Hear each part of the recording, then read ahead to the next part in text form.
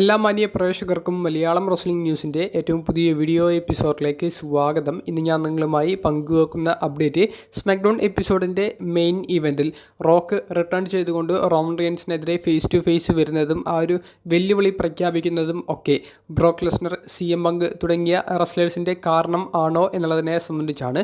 അപ്പോൾ നമുക്ക് അധികം ധരിപ്പിക്കാതെ നേരെ വീഡിയോയിലോട്ട് കിടക്കാം. ഇന്നത്തെ സ്മാക്ഡൗൺ എപ്പിസോഡിൻ്റെ മെയിൻ ഇവൻറ്റിൽ റോമൻ റിയൻസ് വന്നിട്ട് അദ്ദേഹത്തിൻ്റെ പതിവ് പോലെയുള്ള ആ ഒരു സെഗ്മെൻറ്റ് ആരംഭിക്കുന്നു. ആദ്യം സെത്തിനെ കളിയാക്കുന്നു, പിന്നീട് കോഡി റോഡ്സിനെ സംബന്ധിച്ച് പറയുന്നുണ്ട്. അവിടേക്ക് കോഡി വരുന്നു. കോഡി റെസ്ൽമേനിയയിൽ ആരെ ചലഞ്ച് ചെയ്യുമെന്നുള്ള വലിയൊരു സംശയമാണ് എല്ലാവർക്കും ഉണ്ടായിരുന്നത്. ആ ഒരു രീതിയിലാണ് ആ ഒരു സെഗ്മെൻറ്റിന് ബിൽഡപ്പ് കൊടുത്തിട്ടുണ്ടായിരുന്നത്. കോഡി പറയുന്നത് റോമനെ ചലഞ്ച് ചെയ്യാൻ ആഗ്രഹമുണ്ട്, പക്ഷേ കോഡി റോമൻ റിയൻസിനെ ചലഞ്ച് ചെയ്യും, അത് ഈ റെസ്ൽമേനിയയിൽ അല്ല എന്നുള്ളതാണ് കോഡി പറയുന്നത്. പിന്നീട് അവിടേക്ക് ദി റോക്ക് വരുന്നു.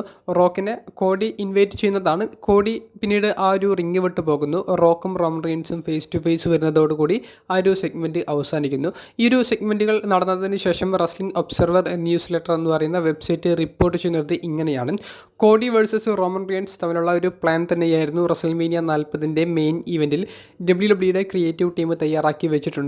എന്നാൽ റോയൽ റംബിൾ മത്സരത്തിന് ഇടയിൽ CM പങ്കിന് ഇഞ്ചുറി പറ്റിയതും റോയൽ റംബിളിൽ ബ്രോക്ക് ലെസ്നറിന് പങ്കെടുക്കാതിരുന്നതും ആയിട്ടുള്ള കാരണങ്ങൾ റെസ്ൽമേനിയ 40 മാച്ച് കാർഡുകളിൽ ഒരു മാറ്റങ്ങൾ കൊണ്ടുവരേണ്ട ഒരു സ്ഥിതി ക്രിയേറ്റീവ് ടീമിൻ്റെ ഇടയിലുണ്ടാക്കി.